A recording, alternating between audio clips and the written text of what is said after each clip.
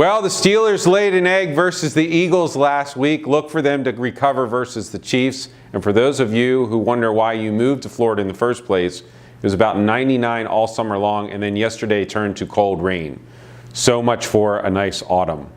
Good afternoon, everyone. I'm Congressman Tom Rooney, here to give you an update as to what happened this week in Congress. Contrary to what you might hear on the news, the House passed a number of important bills this week that I'm pleased to tell you about. First, the House passed the Water Resources Development Act of 2016, which is a comprehensive water bill that addresses America's water resource infrastructure needs by authorizing important studies and projects within the United States Army Corps of Engineers mission areas.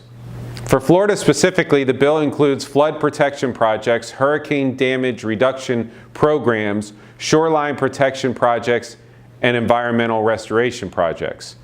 The bill also authorizes the Central Everglades Planning Project, which will improve the quantity, quality, timing, and distribution of water flows through the northern estuaries, Everglades National Park, and down to Florida Bay, while increasing water supply for municipalities, industry, and agricultural uses. This bill is good for Florida's economy, water, and agricultural industries, and I'm glad that the House was able to come together in support of it. This week, the House also passed the Military Construction, Veteran Affairs, and Related Agencies Appropriation Act of 2017, which President Obama has now signed into law. This bill does a number of important things, but notably, it upholds our nation's promise to care for our troops, veterans, and military families who have endured so much personal sacrifice to keep us safe at home and strong abroad. The bill contains funding to house, train, and equip military personnel, provide housing and services to military families, and helps maintain base infrastructure. The bill also increases funding for the Department of Veterans Affairs to address management problems and healthcare shortages, as well as increase the speed, efficiency, and effectiveness of the services it provides our veterans. As the co-chair of the Military Mental Health Caucus, I also secured $7.9 billion in funding for veterans' mental health treatments to provide extra help for those service members suffering from post-traumatic stress disorder and traumatic brain injury. I remain committed to making sure that our active duty service members, their families, and all of our veterans receive the absolute best care that we can provide them. Another notable bill that passed this week was the Zika Response and Preparedness Act. I was the only Florida Republican to be appointed by Speaker of the House Paul Ryan to the Zika Conference Committee, and I have voted for every Zika funding measure that has been brought to the House floor. This bill provides $1.1 billion in emergency funding to the U.S. Department of Health and Human Services, the U.S. Department of State, and the United States Agency for International Development to combat the Zika virus.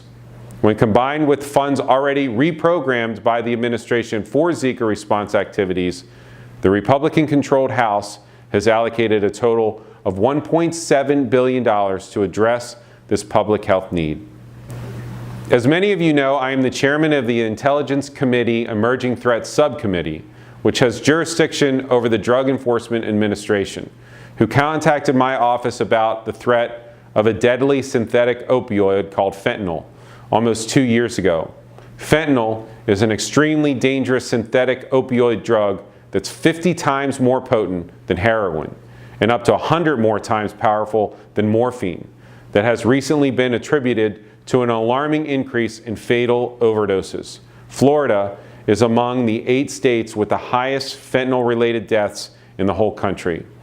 Because of the information I received from the DEA about the dangers of fentanyl, I introduced the Stop Trafficking in Fentanyl Act to reduce the amount of fentanyl needed to invoke the most serious trafficking penalties for an individual trafficking and manufacturing this drug.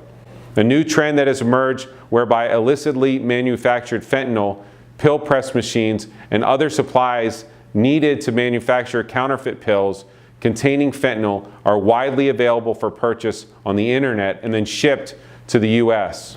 In order to address this threat to public health and safety, I introduced this bill this week that would prohibit the mailing of tableting machines, encapsulating machines, and drug counterfeiting materials to any person not otherwise authorized to engage in lawful activity for which these machines would be used. It's our responsibility to raise awareness of the dangers of fentanyl and try to prevent so many deaths from this synthetic drug. That's all I have for you this week. Thanks for taking the time to listen to this update. I hope you and your families have a great weekend, and don't forget to vote.